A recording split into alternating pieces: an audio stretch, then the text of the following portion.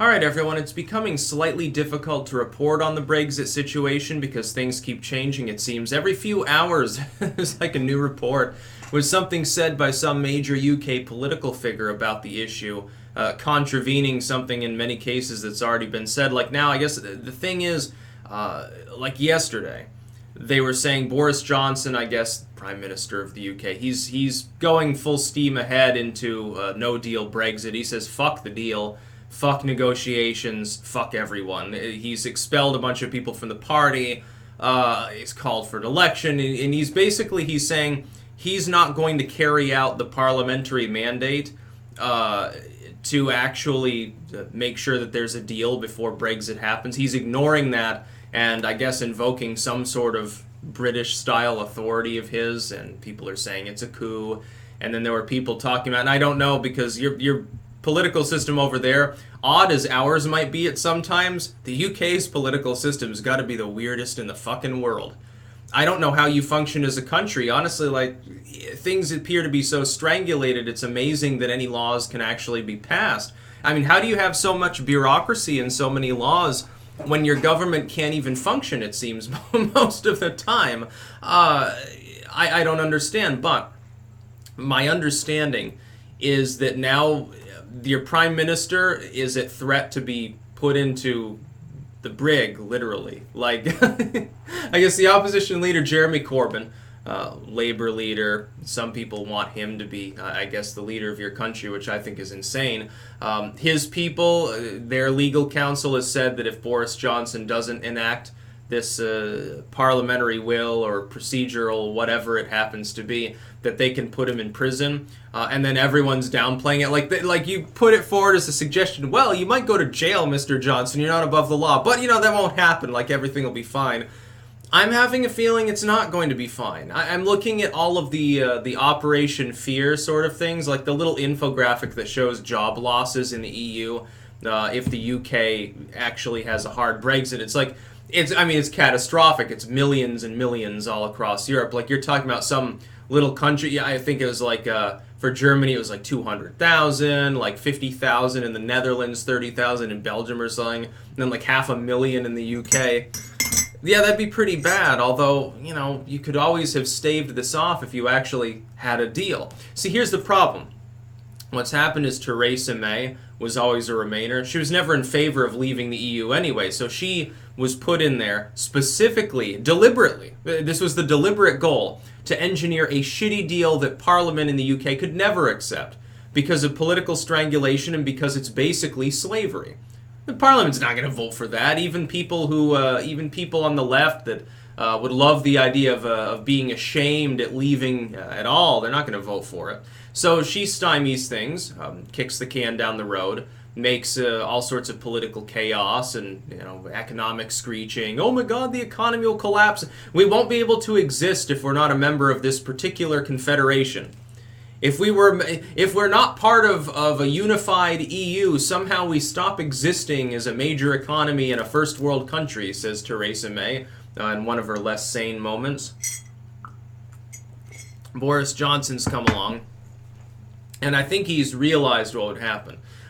Somebody was saying he could insert like wording into any potential deal that would make it so unpalatable it'd be rejected, and the idea is he has to seek prior to October 31st. Some British lawyer can tell me whether this is potentially the legal case.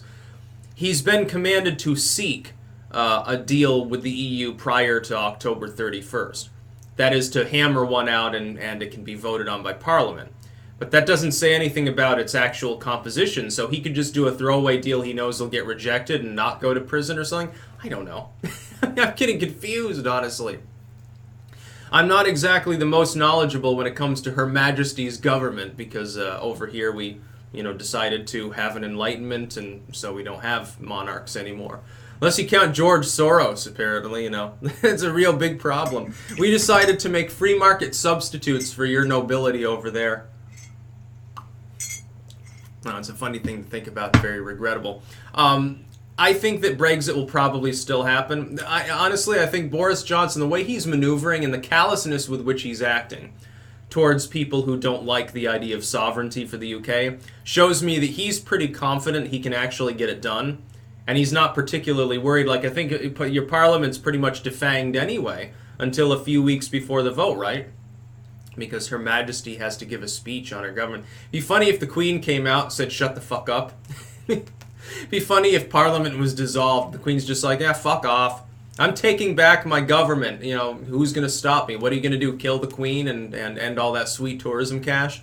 Yeah, we're having a Brexit. I'm actually Queen again, you know, for the last years of my life, which could be a lot of them since somehow she's immortal or some shit. What kind of super drugs do you give your monarchs? What kind of super drugs do, like, really rich and powerful famous people get? Is it like the serum there, the experimental serum from Fallout 4, and it like drives them crazy, but it prolongs their lives? That would explain a few things. Were they made by the CIA or the KGB? Now, that's the real question, I suppose. Getting back on topic, though. I would speculate you're likely to have a Brexit, a no-deal Brexit. I think Boris Johnson can finally ram it through. The thing is, the person that's at the helm appears to be willing to go through with it. Like, I think they were hoping that the fear-mongering would stave it off. Like, people would swing massively against Brexit, demand another referendum, and that the people in favor of it eventually would back down, and that hasn't happened.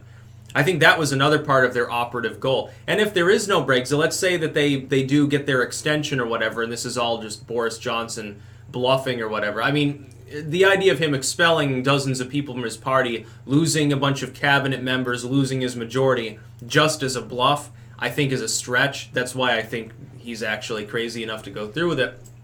I think at this point, hard Brexit is the only option. And the other option is that you keep not having you keep living in this gray area, this gray zone. The problem is, you could spend 10 years negotiating. Theresa May has already laid the groundwork for there to never be a proper deal in regards to Brexit. The EU has already said, we're not budging. You already made us all these offers that essentially amounted to you accepting slavery. The only provision Theresa May threw in that was the stopgap on the EU's end was free movement, apparently. And then there's this issue, I guess, of North Ireland, which is hilarious to people who, I guess, live in a non-schismatic country. The fuck are you doing?